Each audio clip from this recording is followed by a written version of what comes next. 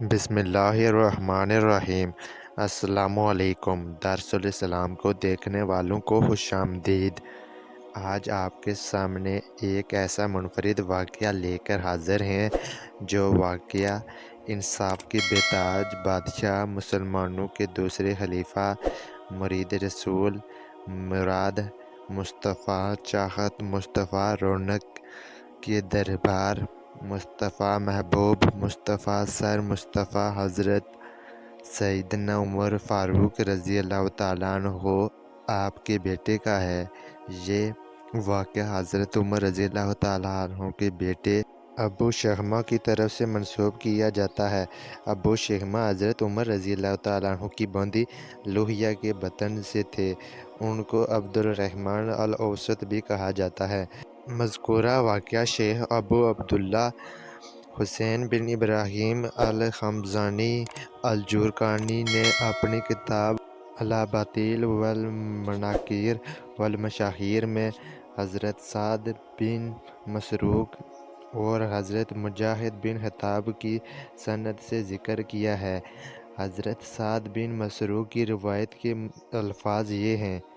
سعد بن مسروق فرماتے ہیں کہ حضرت عمر کے خاندان کے پاس یا ان کے گھر میں ایک عورت آئی جس کے ہاتھ میں ایک بچہ تھا۔ عورت نے آ کر شور ڈالنا شروع کر دیا، اونچی اونچی آواز میں بولنے لگی، پورا گھر سر پر اٹھا لیا اور آوازیں لگانے لگی، میں لٹ گئی، میں برباد ہو گئی، میری عزت پامال ہو گئی، کیا میرا کوئی انصاف کرنے والا نہیں ہے؟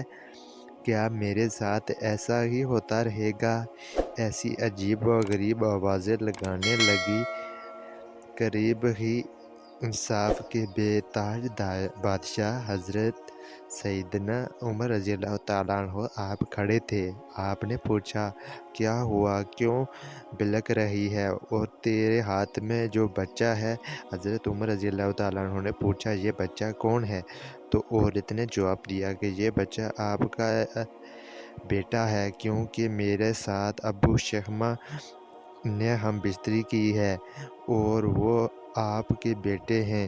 حضرت عمر رضی اللہ تعالیٰ عنہ آپ نے جب یہ سنا تو تڑپ اٹھے، آنکھوں میں خون اتر آیا اور فرمانے لگی، میری اولاد ہو اور ایسا کام کرے۔ حضرت سیدنا عمر رضی اللہ تعالیٰ عنہ آپ جلال اور غصے میں آ گئے اور عورت کے قریب ہوئے، فرمانے لگے، کیا تو جھوٹ تو نہیں بول رہی؟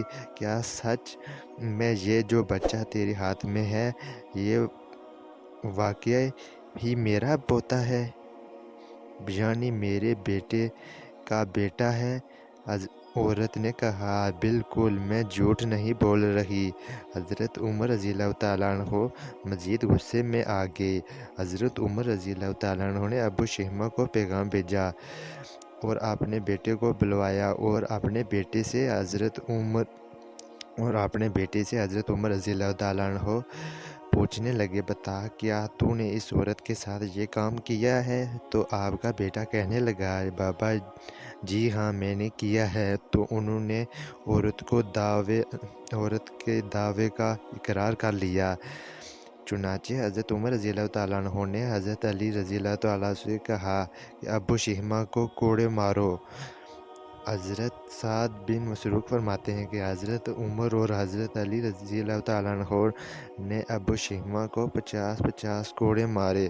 اس کے بعد ابو شہمہ کو حضرت عمر رضی اللہ تعالیٰ عنہ کے پاس لایا گیا تو انہوں نے کہا، اے ابا جان، آپ نے مجھے مار ڈالا۔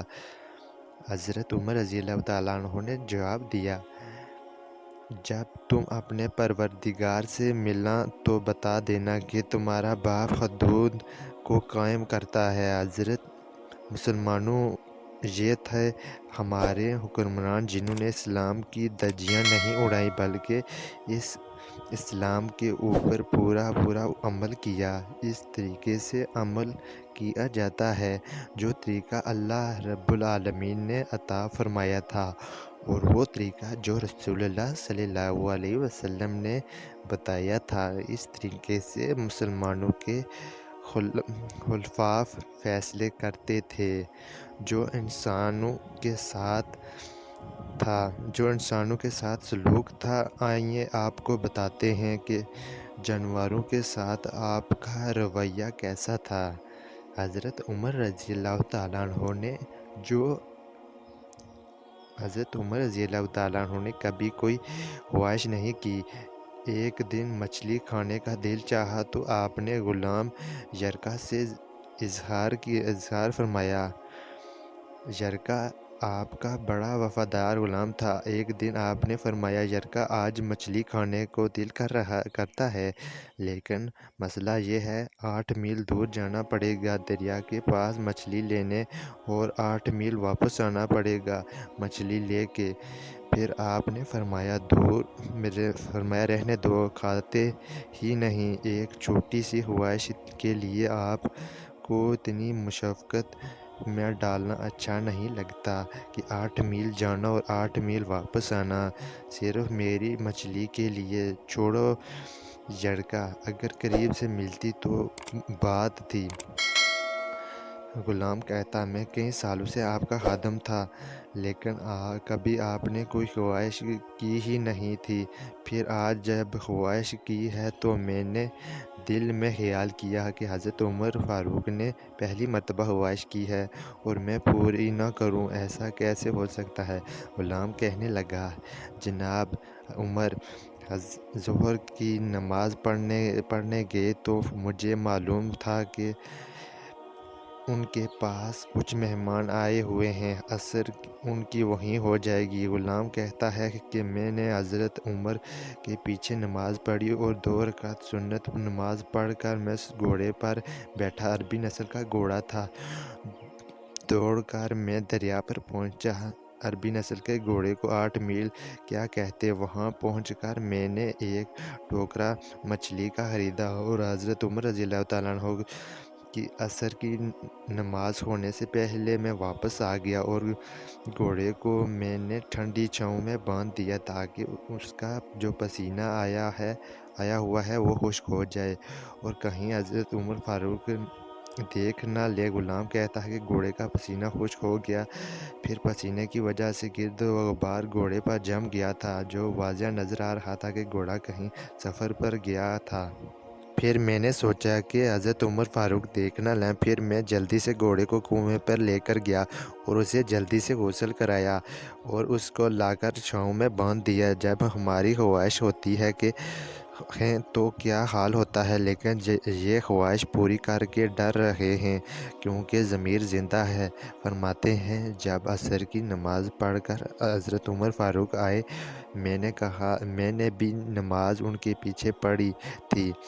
گھر آئے تو میں نے کہا، حضور اللہ نے آپ کی خواہش پوری کر دی ہے، مچھلی کا بندوبست ہو گیا ہے اور بس تھوڑی دیر میں مچھلی پکا کے پیش کرتا ہوں۔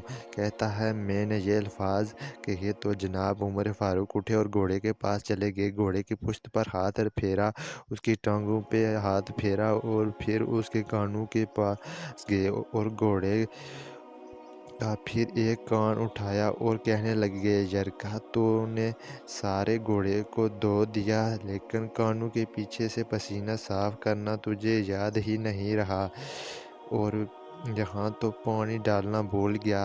حضرت عمر گھٹنوں کے بل زمین پر بیٹھ گئے اور کہنے لگے، او یار یرکا، ادھر آ، تیری وفا میں مجھے کوئی شک نہیں ہے اور میں کوئی زیادہ نیک آدمی بھی نہیں ہوں، کوئی پرہیزگار بھی نہیں ہوں، میں تو دعائیں مانگتا ہوں، اے اللہ میری نیکیوں برائیاں برابر کر کے مجھے معاف فرما دے۔ میں نے کوئی زیادہ تقویٰ اختیار نہیں کیا اور بات کو جاری رکھتے ہوئے فرمانے لگے، یار ایک بات تو بتا، اگر یہ گھوڑا قیامت کے دن اللہ کی بارگاہ میں فریاد کرے کہ یا اللہ عمر نے مجھے اپنی ایک خواہش پوری کرنے کے لیے 16 میل کا سفر طے کرایا، اے اللہ میں جانور تھا، بے زبان تھا، 16 میل کا سفر ایک خواہش پوری کرنے کے لیے کیا، تو پھر یرکا تو بتا میرے جیسا وجود کا کمزور آدمی مالک کے حضور گھوڑے کا سوال کا جواب کیسے دے گا؟ جرگہ کہتا ہے میں اپنے باپ کے فوت ہونے پر اتنا نہیں رویا جتنا آج رویا۔ میں تڑپ اٹھا کہ حضور یہ والی سوچ، یہاں تو لوگ اپنے ملازم کو نیچا دکھا کر اپنا افسر ہونا ظاہر کرتے ہیں۔ غلام رونے لگا۔ حضرت عمر فاروق کہنے لگے اب اسی طرح کے گھوڑے کو تھوڑا چارہ اضافی ڈال دے، اور یہ جو مچھلی لے کر آئے ہو اسے مدینہ کے غریب لوگوں میں تقسیم کر دو، اور انہیں یہ مچھلی دے کر کہنا کہ تیری بخشش کی بھی دعا کریں۔